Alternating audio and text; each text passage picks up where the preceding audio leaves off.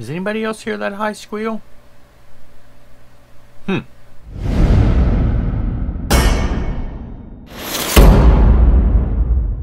Yes, hello VC Jeff here. So the last night my band had a gig. I'm back in a band, another cover band, club band, you know, playing all the regular hits that people play.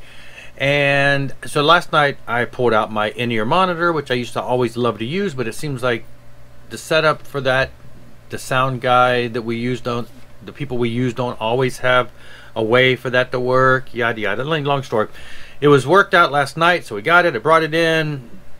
Turns out my actually the earbuds, the earphone part of it is starting to go really bad. Actually, one of them was not. The wire actually must have been broken, and so this one's not working anymore. It's been a while since I used it, and then this one was really just distorted. If I turned my head a certain way, it was kind of like it had a short in it. I ended up having to yank them out in the first set, so then I played the entire set, the entire 3-hour set, with no earphones, no monitor, no anything, just the loud drums. And I was using acoustic drums, not the electric set that I've been using for a while just to kind of control volume. I went back and used the acoustic set. So anyway, last night was 3 hours of thundering noise, and so yeah, my ears are still ringing a little bit today. But that's not what we're here to talk about. And no, I know sometimes this is not the same band that I've posted videos, though. If you look in the back on my list, I occasionally post Battle 5 videos. Same guitar player, different band. He joined a new band, and he told the guys, you know, you all need a better drummer if we're going to do anything, and so they convinced him to give me a try, and they brought me in. And so now I'm kind of with the same guitar player, different band. But anyway, had a good time. Last night was our second gig, and people really loved it. I don't have any videos. I didn't take any videos to post on my YouTube, but the bass player's son did. And if you're a Facebook friend with mine, they're all over my Facebook page. I've been tagged in them today. Band's name is Foxglove, one word, Foxglove, and there are videos there on Facebook and everything too. So, but anyway, again, that's not what we're here about. So the other day, I finally got around. I placed an order. I think it was like the 4th of July sale, and so I bought some things that I'd been kind of holding off on just because, you know, I was like, yeah, I know I want to get that one day.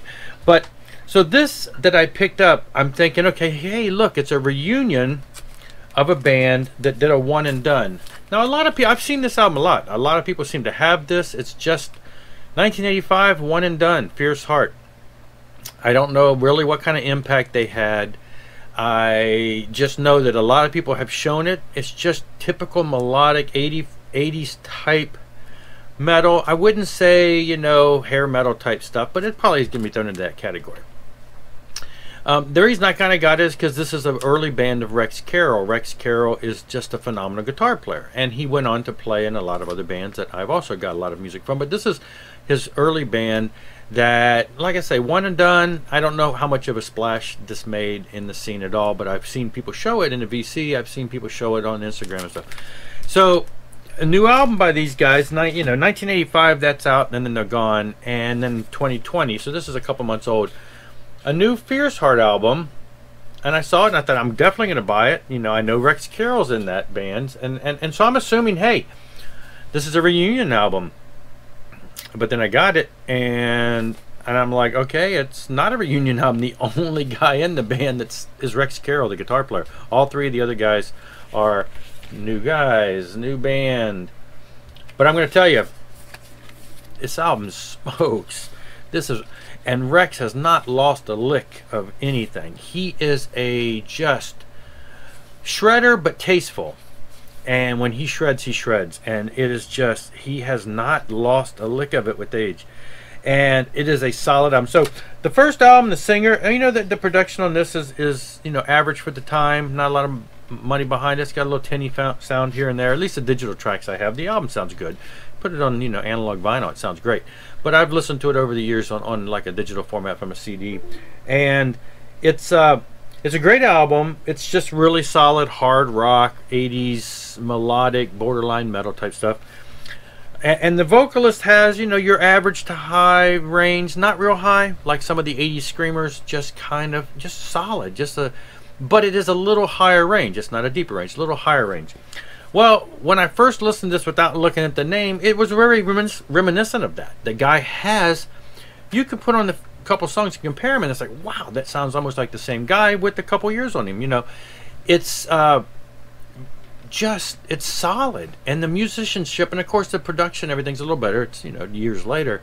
So yeah, while it is not necessarily a reunion album, and I don't know, maybe some of these guys played in the band later but they weren't on the recording. From what I can see, the names aren't matching except for Rex. And this is a really, really solid album.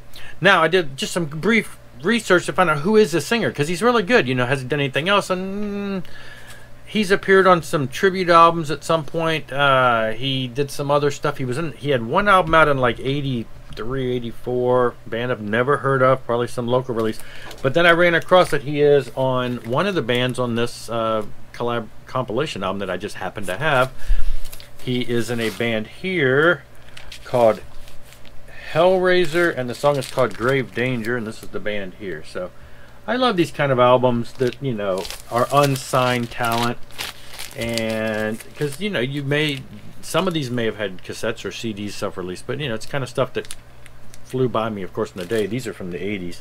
And so KNAC, they have Pure Rock, and this is Son of Pure Rock. And so I'm glad I picked these up, what, last year or so, maybe 2 years ago. Great stuff. But yeah, he's on here. The singer sang on a song there. But yeah, so I'm going to encourage you, if you've got that first Fierce Heart and you like it, I think you would really be satisfied with this. It's just top notch. It's very good, melodic metal with some phenomenal guitar playing. And, you know, it's just really Judas Priesty type, edgy type metal, you know, still somewhat melodic. While I was at it, again, 4th of July sale, I think it was, the price was marked down, and then there was like free shipping.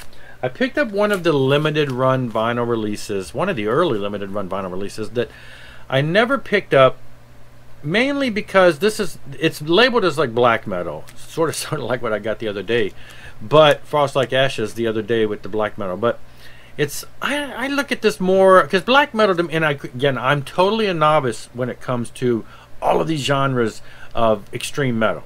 To me, black metal has always kind of been screechy vocal wise, and death metal has always been kind of deeper or more of a growl, guttural at times, things like that. So to me, that's what this is like. Now, this is a 2012 album called Omen. I had the CD of this, and I don't think I have it anymore. It just is not, it wasn't really my genre of taste, and I forget how I got the CD, but I think I passed it on to somebody. But they printed 100 copies of these because, you know, limited run is limited run. And it's on a weird marbly, brownish, sludgy looking color. And I kept listening to it thinking, am I really going to like that? Am I really going to want that? Am I going to listen to that? And I just kept passing on it as it was, you know, for sale. But then it just kept in the back of my head. There's only 100 of them.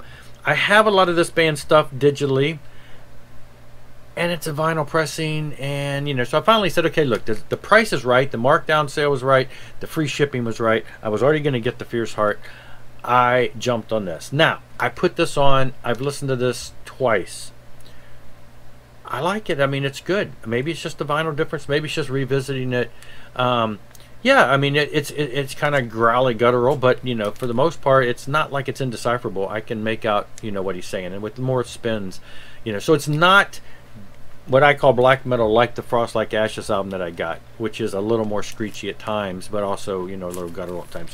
Anyway, so yeah, I grabbed that. That was it, though. That's just some things that happened right before the weekend, and I just wanted to share that. Again, check out the Fierce Heart. It came out in 2020, a couple months ago, probably near the end of the year. And like I said, I've seen people show that. So if you're into that, check it out. Thanks for watching. I will be back, and I will see you then. Rock on and rock hard.